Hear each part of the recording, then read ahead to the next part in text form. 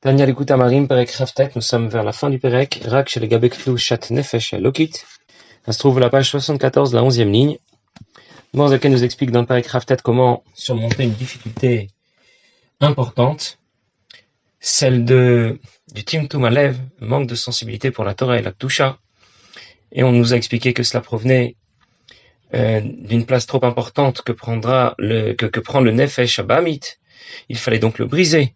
Nous avons expliqué qu'il fallait lui sortir ses 5 vérités. On va lui rappeler qu'il n'est ni plus ni moins qu'un animal, qu'il est capable de faire des avérotes, qu'il a même fait des fautes de jeunesse et sa tchouva doit être mise à jour. Ses pensées, ses paroles, ses actions n'appartiennent pas en majorité à la Kedusha et donc au klipot, au mal. Regarde aussi à quoi tu rêves, tu verras un peu mieux quel est le reflet de ta personnalité. Et si le fait de lui parler ne suffit pas, eh bien on va même savoir hausser le ton comme on a dit la dernière fois. Et la Noirzaké nous a expliqué pourquoi ça marcherait.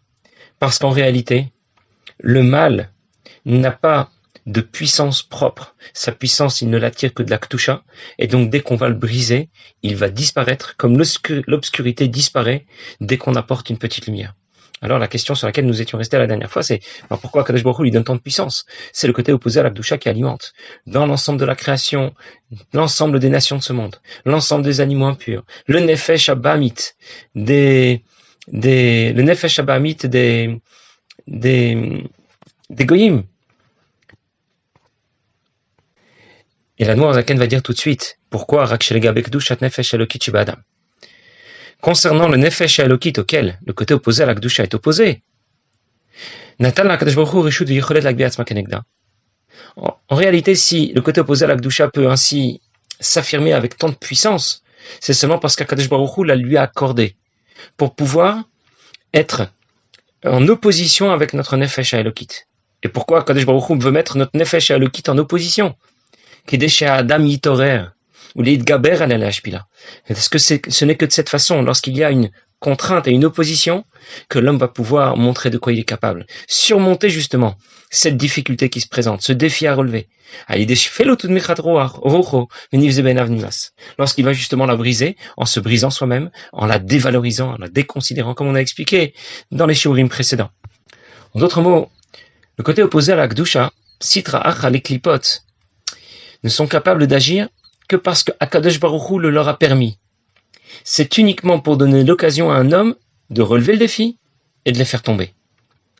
Comme on sait très bien que les avions décollent toujours face au vent, de la même façon Akadosh Baruch Hu nous met un obstacle devant notre Nefesh Elokit. Il s'agit du Nefesh Abamit. Il semble très puissant, il paraît très puissant, mais ce n'est que pour que notre Nefesh Elokit puisse surmonter cette épreuve, relever le défi, en écrasant et en rabaissant, en dévalorisant ce Nefesh Abamit, et alors il se dégonflera complètement. Et quand un homme réalise ce qu'il a à faire, à son niveau, Bitaruta Dilta Taitaruta Dilela. Nous avons déjà vu cette idée qui parle du réveil d'en bas, du réveil d'en haut, c'est-à-dire, comme dit le pasuk Hashem Tzilcha, Hashem est ton ombre, ou comme on dit dans les Mamarim du mois d'Elul, c'est un pasuk de Shirachirim, Ani le Dodi Dodili, je suis à mon bien-aimé est à moi. Ou bien la suite du pasuk qui dit Dodili va Nilo, ça dépend de la période, ça dépend je rentre pas trop dans le détail, mais ça veut dire qu'il y a une interaction entre nous à Kadosh Baruch Hu.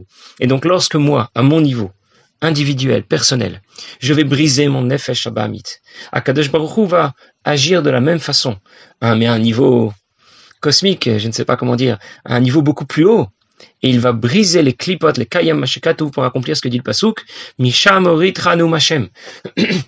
C'est de là-bas que je vais te faire descendre, dit Akadosh Baruch Hu. Ça veut dire qu'Akadosh Baruch Hu va lui retirer tous les moyens qu'il lui a donnés. Il lui retire ses moyens, sa puissance. Il lui retire les forces qu'il lui a données, la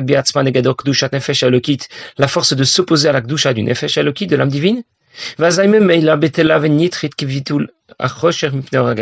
alors automatiquement, dès qu'Akadosh Baruch Hu lui retire la puissance qu'il lui a donnée, parce que nous avons su relever le défi, eh bien dès qu'elle n'a plus la puissance que Dieu lui accorde, elle disparaît immédiatement.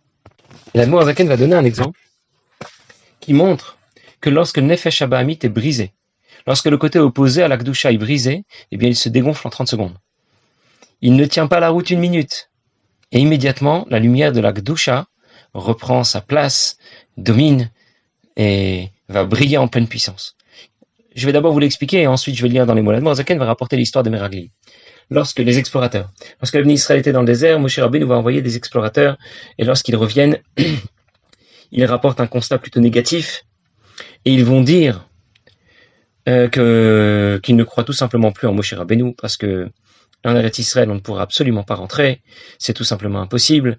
Même Akadosh Baruch Hu, Chas v'Shalom, ne serait pas capable de mener à bien son projet de faire entrer en Eretz Israël les Bnei Israël.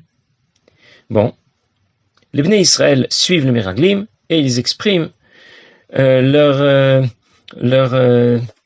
renoncement. Ils disent à Moshe Rabbeinu, écoute, on ne croit plus dans toutes tes histoires. Qu'est-ce que Moshe leur répond? Il leur dit, j'ai rapporté ce que vous venez de me dire à Akadosh Baruch Hu. Il était très en colère. Il a décidé que, puisque c'est comme ça, vous resterez tous dans le désert pendant 40 ans. Comment les Bnei Israël auraient dû réagir? Ils auraient dû réagir en disant à Moshe Rabbeinu, bon, tu arrêtes avec tes sornettes. C'est justement ce qu'on te disait. On te disait que tu n'étais pas capable de nous emmener en Eretz Israël. Ni toi, ni Akadosh Baruch Hu. Qu'est-ce que tu es en train de nous dire? Tu es en train de nous confirmer ce qu'on vient de te dire. C'est bien la preuve qu'on avait raison. Et au lieu de ça, que disent les Bnei Israël lorsque Moshe Rabbeinu leur dit Hachem s'est mis en colère, vous resterez là pendant 40 ans, ce sont vos enfants qui entreront en Eretz Israël. Ils auraient dû dire, au lieu de dire à Moshe Rabbeinu, on le savait, c'est exactement ce qu'on vient de te dire. Qu'est-ce qu'ils disent? Ils disent, pardon, on regrette, on est prêt à rentrer en Eretz Israël. Pourtant Moshe Rabbeinu n'a réalisé aucun miracle. Alors il en a réalisé d'autres quand il était en Égypte. Mais là sur place, qu'est-ce qui les a fait changer d'avis? Même les Meraglim, ils vont mourir bien plus tard. Ce n'est que plus tard qu'ils vont mourir d'une façon dramatique, d'une façon exceptionnelle. Mais Moshe Rabbeinu à ce moment-là n'a fait aucun miracle. Et Rabbi Admor Zaken va expliquer que parce que les Bnei Israël ont été brisés, Moshe Rabbeinu vient de leur rapporter combien Kadosh Baruch Hu s'est mis en colère, combien Kadosh Baruch Hu n'était pas content de leur réaction. Il a décidé qu'ils resteraient dans le désert pendant 40 ans, ça les a brisés. Et quel est le résultat immédiat? La lumière de la Kedusha brille à nouveau. Et ils disent à Moshe Rabbeinu, on est prêt à monter en Eretz Israël, on regrette, pardon. Alors, on va le dire dans les mots. On a vu ça clairement au sujet des Meraglim. Au départ, les Meraglim ont dit les gens qui habitent en Eretz Israël sont plus forts que nous, pas seulement que nous, même que Dieu, ils ne croyaient plus en Dieu. Et ensuite, ils ont dit, c'est bon, on croit en Dieu. Donc au départ, ils croyaient pas en Dieu. Ils viennent d'affirmer, on croit plus en Dieu, c'est fini. Vraiment, Moshe Rabbeinu, toi et ton Dieu, vous n'êtes plus crédibles. Et 2 secondes après que Moshe Rabbeinu leur a dit qu'Hachem s'est mis en colère contre eux, il leur dit, c'est bon, maintenant on croit en Dieu, on est prêt à rentrer en Eretz Israël. D'où leur vient tout à coup cette foi en Kadosh Baruch Hu. Moshe Rabbeinu n'a opéré aucun miracle entre-temps. Il leur a seulement dit comment Hachem s'est mis en colère contre eux. Il a promis de ne pas les amener en Eretz Israël. À quoi ça aurait pu servir le rapport de Moshe Rabbeinu si de toute façon ils croyaient pas en Dieu? Dans sa capacité à leur permettre de faire la conquête de ce pays qui était habité par 31 rois. C'est pour ça qu'ils voulaient pas rentrer en Eretz Israël, parce qu'ils ne croyaient plus en Dieu. Et tout à coup, ils se sont mis à croire en Dieu. Et la Vadaï, ils avaient toujours la foi en Dieu. Mais quand le Nefesh Abamit était en pleine puissance, alors leur Nefesh Abamit n'a pas laissé s'exprimer cette foi en Dieu. Une fois qu'il a été brisé, alors leur foi en Dieu a pu s'exprimer à nouveau. Ce que va dire tout de suite l'Admor Zaken. Et là, chez Vadaï, les Bnei Israël sont croyants, fils de croyants, mais le Nefesh Abamit, côté opposé à la Kedusha, a pris ici énormément de place, a caché la lumière de l'âme divine par sa grossièreté, par sa chutzpah, blitam badat, sans aucune logique. Dès qu'Hachem se met en colère contre eux, et il va crier contre eux et leur dire, jusqu'à quand je vais devoir supporter cette mauvaise assemblée? Vous mourrez dans ce désert. Hachem dit, c'est moi Hachem qui parle, et je promets que j'accomplirai ce que je viens de dire à toute cette assemblée. Ils ont entendu ça, ils ont été brisés. Le pasuk dit, ils ont été très tristes. Mais là, automatiquement, ils ont été brisés. Qui a été brisé? Leur Nefesh Abamit, ce Sitrach, le côté opposé à la Kedusha. Alors, qu'est-ce qui se révèle? Bien, la Emouna de Bnei Israël.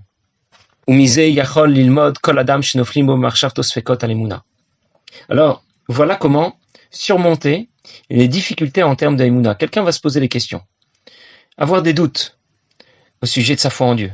il existe vraiment. Il a vraiment créé le monde. Kem divrei ruach hasitracha. Il doit savoir que c'est seulement le côté opposé à la kedusha qui intervient lorsqu'il a des doutes. Levada magbe atzma al nafsho, qui a tout à coup pris le dessus. Aval Yisrael atzma, même un minime. Mais au fond de lui, il doit savoir qu'il croit en Kadosh Baruch Hu. Gam hasitracha atzma nasfekot klal beimuna. Comme je dis dans l'exemple d'aujourd'hui ou de l'autre jour, je ne sais plus, lorsque l'Admor Zaken rapporte l'exemple de la femme Zona qui a voulu tenter le roi et qui elle-même n'a aucun doute sur l'intention du roi, sur l'existence du roi. Mais la personne qu'elle a déléguée, après 100 délégations différentes, elle n'est déjà plus au courant. Quel roi? Qui roi? Personne. Moi, je suis là pour tenter le fils du roi. Mais on lui a donné la permission de perturber, de déstabiliser notre homme avec ses mensonges, avec ses ruses, et tout cela, ce n'est que pour augmenter son mérite. Comme l'exemple que rapporte le Zohar, lorsque cette femme Zona, que le roi a envoyé séduire son fils, eh bien, va utiliser des stratagèmes, il va utiliser ses mensonges, ses ruses, mais c'est avec l'autorisation du roi, comme c'est expliqué dans le Zohar. En d'autres mots, il arrive parfois que quelqu'un se pose des questions existentielles, pas sur son existence, mais sur l'existence de Dieu. Vraiment, tu y crois? Dieu existe vraiment? Alors, j'avais déjà rapporté cette histoire qui raconte qu'un jour quelqu'un a posé la question au Rabbi. Le Rabbi lui a tout simplement dit que, vu la complexité du monde, il est évident qu'il y a un créateur. C'est même pas une question. Si je vous dis que le livre qui est devant vous, vous savez comment il s'est fait tout seul. Il y avait un encrier sur la table et puis l'encre s'est renversée, ça a fait des lettres et des mots avec un sens. C'est tout simplement impossible. C'est sûr qu'il y a un écrivain. Alors le monde est beaucoup plus complexe que ce livre et donc il est évident qu'il y a un créateur. Mais au-delà de cela, qu'est-ce qui ferait qu'un juif que nous décrivons comme ayant cette émouna, eh bien va avoir des sfekot, va avoir des doutes. C'est tout simplement son effet Shabamit. Et nous savons maintenant qu'il faut le briser. Maintenant, qui va intervenir comme dans l'histoire de Meraglim? Moshe Rabbeinu. C'est écrit Vayaminu Bashem uv Moshe Avdo. Ils ont cru en Hachem et en Moshe. Lorsque l'on croit en Moshe, on croit en Hachem. Pourquoi? Parce que Moshe et Hachem, Moshe plutôt est complètement transparent vis-à-vis d'Hachem. Même si Moshe Rabbeinu nous déclare Anoche Omed ben Hachem ou Venechem, je suis l'intermédiaire entre vous et Akadosh Baruch Hu. Mais c'est un intermédiaire qui fait le lien, un intermédiaire qui est complètement transparent. Et il en va de même. Chol dor vador. Akadosh Baruch Hu va envoyer un Moshe Rabbeinu, un rabbi dans chaque génération, qui joue ce rôle d'intermédiaire, mais qui ne fait pas écran, qui est transparent vis-à-vis d'Akadosh Baruch Hu. Et en d'autres mots, lorsque l'on va suivre les conseils du rabbi, les enseignements du rabbi, eh bien cela nous aide à développer la émouna que nous avons déjà en nous. Un jour, quelqu'un a été rencontré le Tzemar Tzedek, et il lui a dit justement qu'il avait des doutes sur l'existence de Dieu, sur la présence de Dieu. Oui, il a créé le monde, non, il est là, il est déjà parti. Et le Tzemar Tzedek lui a dit: est-ce qu'il y a un roi dans notre pays? Il faut comprendre qu'à l'époque, il n'y avait pas de journaux, pas de télévision, pas de téléphone, et donc il pouvait arriver que dans un pays, quelqu'un va vivre dans un pays toute sa vie, et pas un seul jour de sa vie, il ne va voir le roi, le tsar ou le roi du pays. Il ne le rencontrera jamais. Il sait qu'il y a un roi, mais voilà, en dehors de cela, voilà, il ne l'a jamais vu. Et donc le Tzemar Tzedek lui demande: est-ce qu'il y a un roi dans notre pays? Est-ce qu'il y a un tsar? Et bien sûr, notre homme lui a répondu: bien sûr, il y a un tsar. Le Tzemar Tzedek lui a dit: tu l'as vu? Il dit: non, je l'ai jamais vu. Alors d'où tu sais? Peut-être qu'il n'existe pas. Il dit: non, j'ai un ami fidèle qui habite à Pétersbourg. Et là-bas, lui qui habite à Pétersbourg, il m'a raconté qu'un jour il l'a vu, et je lui fais confiance. Je sais que s'il me dit qu'il l'a vu, c'est qu'il existe vraiment. Alors le Tzemar Tzedek a fait un grand sourire à notre homme, à notre juif, et il lui a dit: et moi, tu me crois? Ça voulait dire, le Tzemar Tzedek aussi, il voit Akadosh Baruch Hu, il parle à Akadosh Baruch Hu, il communique avec Akadosh Baruch Hu. Alors quand il nous dit qu'Akadosh Baruch Hu existe, c'est sûr qu'il existe. C'est-à-dire que notre émouna n'est pas seulement une affaire individuelle entre Akadosh Baruch Hu et nous, mais nous avons besoin de l'aide de Moshe Rabbeinu, comme dans l'histoire de Meraglim, pour révéler cette émouna que nous avons bien sûr en nous, mais pour la révéler, pour l'exploiter, pour la faire briller contre notre nefesh habamit. Et on comprend aussi du coup que lorsque quelqu'un a des doutes de ce genre, alors on pourrait se lancer dans des développements intellectuels, un plus compliqué que l'autre, pour essayer de prouver par A plus B que Dieu existe, qu'il est bien là, qu'il n'a pas pu s'en aller, etc., etc. Et ce sera jamais convaincant, parce qu'il sera toujours possible de répondre. Et pourquoi pas dire le contraire? Qui a dit que c'est vrai? peut-être que tout ça n'est qu'une invention. On peut toujours douter de tout. Tous c'est les professionnels du droit savent très bien que tout se conteste. Même les évidences les plus évidentes, eh bien, on peut venir au tribunal et contester et dire qu'on n'est pas d'accord. Donc, une démarche intellectuelle ne fera jamais l'affaire. Et c'est pour ça qu'un jour, quelqu'un a rencontré le Rabbi Yichidout et il lui a demandé, alors comment surmonter les doutes qu'il a au sujet de la Emouna, de la nécessité de pratiquer les mitzvot? Comment être sûr, comment être convaincu? Comment développer davantage notre conviction? Le Rabbi lui a dit, il faut d'abord accomplir les mitzvot. Lorsque tu vas accomplir les mitzvot, cela va renforcer le côté positif qui est en toi, briser le côté négatif qui est en toi. Et il lui a donné un exemple. Lorsque quelqu'un begash miyut, matériellement, physiquement, quelqu'un est affamé, eh bien, il fonctionne pas normalement. On lui demande de réfléchir et il n'y arrive pas. Pourquoi? Parce qu'il a trop faim. Il pourra pas répondre aux difficultés qui lui sont présentées. Il pourra pas répondre aux questions qu'on lui pose. Pourquoi? Parce qu'il a faim. Eh bien, de la même façon, le Rabbi lui explique que notre Neshama fonctionne un petit peu sur le même mode. Tant qu'elle a faim, c'est-à-dire qu'on ne lui a pas apporté sa dose de mitzvot, qu'on ne lui a pas apporté les mitzvot dont elle a besoin, eh bien, elle ne pourra pas fonctionner convenablement. Elle ne pourra pas réfléchir convenablement, pas réfléchir, mais développer sa émouna de façon convenable. Et c'est pour cela qu'il faut lui apporter les mitzvot dont elle a besoin, et ensuite elle va fonctionner convenablement. Et tous les doutes que tu avais vont disparaître en un seul temps. Et lorsque ce monsieur lui a dit, mais je comprends pas la raison des mitzvot, on me demandait d'accomplir les mitzvot, mais je sais pas pourquoi. Alors le Rabbi lui a dit, c'est normal, comment veux-tu faire rentrer la mer dans une marmite? Tu peux pas faire rentrer l'eau de la mer dans une marmite. De la même façon, tu ne peux pas comprendre la raison des mitzvot que le Créateur nous a donné dans ton cerveau qui finalement, le Rabbi ne lui a pas dit dans ces mots-là, mais on sait très bien que notre cerveau ne pèse pas lourd. Donc on ne peut pas faire rentrer les raisons que Dieu seul connaît dans notre cerveau, c'est tout à fait normal. Une autre fois, à la yeshiva de Kfar Chabad, il y avait un bachour qui était très pensif, et les bachourim savaient qu'il avait justement des doutes au sujet de l'existence de Dieu. Il se posait des questions comme ça existentielles, et pas sur son existence à lui, mais sur l'existence de Dieu, de la création, etc.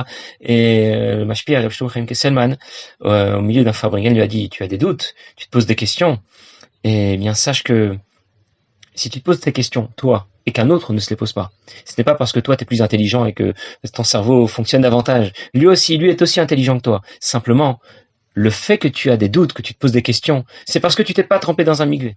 Tu as fait des fautes de jeunesse et tu t'es pas trempé dans un migvé. Lorsque tu vas aller te tremper dans un migvé, ça va fonctionner.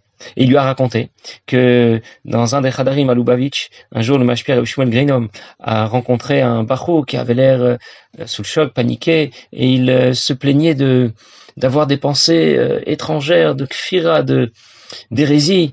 Shmuel Grunem lui a dit, va vite te tremper au mikvé. Il lui a pas dit, attends, viens, on va s'asseoir, on va discuter, je vais te prouver par A plus B que Dieu existe et qu'il nous a bien donné les mitzvot et que le don de la Torah, ça a bien eu lieu, je vais te convaincre. Pas du tout. Il a dit, va te tremper au mikvé.